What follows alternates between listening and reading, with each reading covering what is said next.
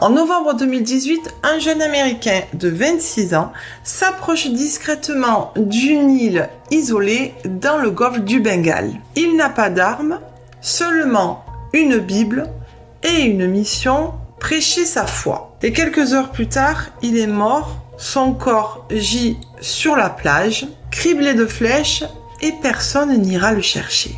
Car cette île North Sentinel est l'un des endroits les plus dangereux du monde.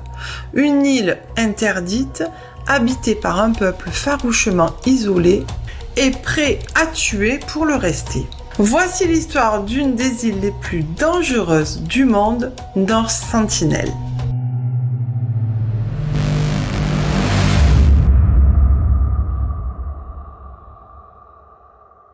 L'île de North Sentinel est située dans le golfe du Bengale, à environ 50 km à l'ouest de l'île South Andaman, qui fait partie du territoire indien des îles Andaman et Nicobar. John Allen Shaw est un missionnaire américain. Passionné par les peuples isolés, il rêve de rencontrer la tribu des Sentinelles pour leur transmettre le message chrétien. Malgré l'interdiction du gouvernement indien, il engage des pêcheurs pour l'approcher discrètement. Il tente une première approche et reçoit des flèches. Il écrit dans son journal « Mon nom est John, je vous aime, Jésus vous aime ». Le lendemain, il y retourne et ça sera la dernière fois. Selon des pêcheurs, il est tué presque immédiatement. Son corps est aperçu traîné sur la plage et malheureusement les autorités indiennes conscientes du danger ne tenteront même pas de le récupérer. Les Sentinelles sont un peuple indigène vivant sur cette île depuis environ 60 000 ans. Ce sont les derniers humains à vivre complètement isolés du monde moderne. Ils ne connaissent ni l'écriture ni le feu maîtrisé. Ils vivent de chasse, de pêche, de cueillette. Le plus fascinant, ils ont survécu à tout contact extérieur. Chaque tentative de communication a échoué ou a tourné au drame. L'île de North Sentinel fait à peine 60 km². Elle est couverte de jungles denses et bordée de récifs coralliens qui rendent l'approche difficile.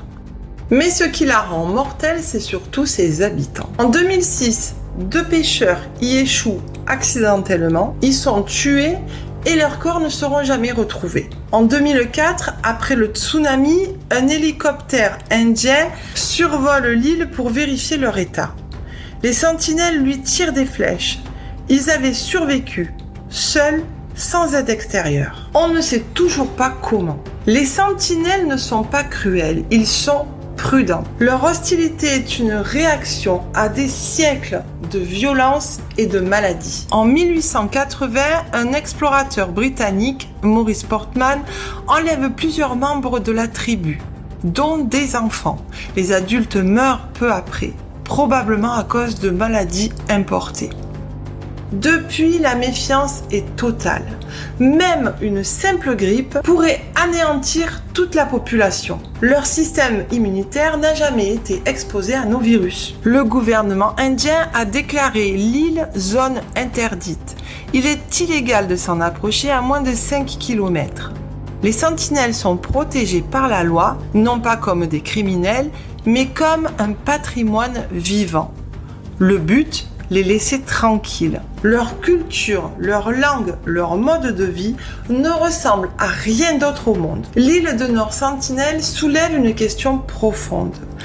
Avons-nous le droit de déranger des personnes qui ne veulent pas de nous? John Allen Shaw pensait faire le bien, mais pour ce peuple, il représentait une menace. L'île de North Sentinel restera probablement fermée au monde à tout jamais. Et c'est peut-être mieux ainsi. Je vous présente maintenant la deuxième île la plus dangereuse au monde. L'Isla de Comada Grande, ou appelée l'île aux serpents.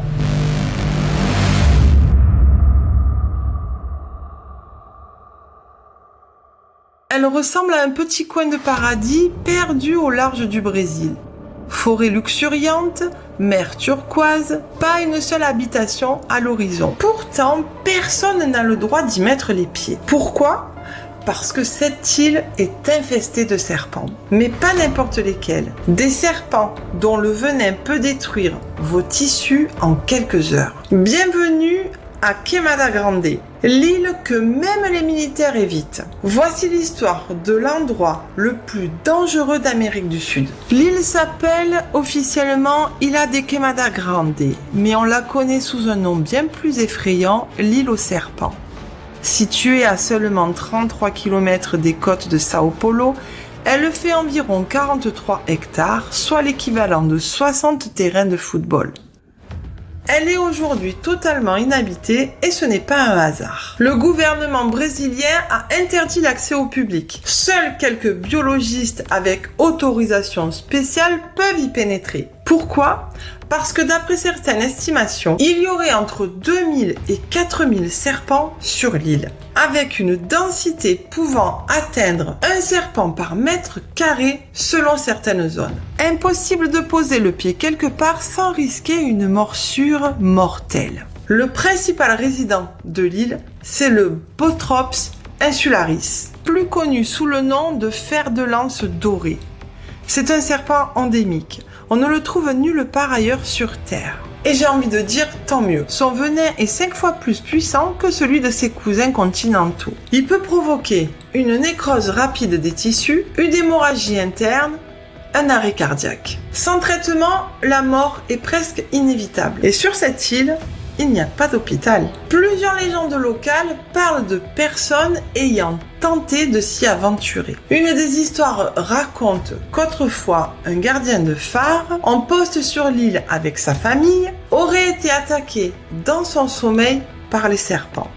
Et personne n'aurait survécu. Même si cette histoire est difficile à vérifier, la peur est bien réelle, y compris chez les habitants des côtes voisines. Il y a des milliers d'années, le niveau de la mer est monté, isolant l'île de la côte brésilienne.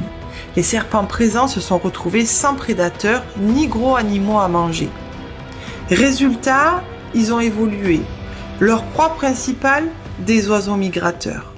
Pour les tuer avant qu'ils s'envolent, leur venin est devenu ultra rapide et hyper toxique. En quelques générations, le Bothrops insularis est devenu une machine à tuer. Mais aussi dangereux soit-il, le fer de lance est une espèce menacée et protégée. L'interdiction d'accès ne vise pas seulement à protéger les humains, mais aussi à préserver cet écosystème unique.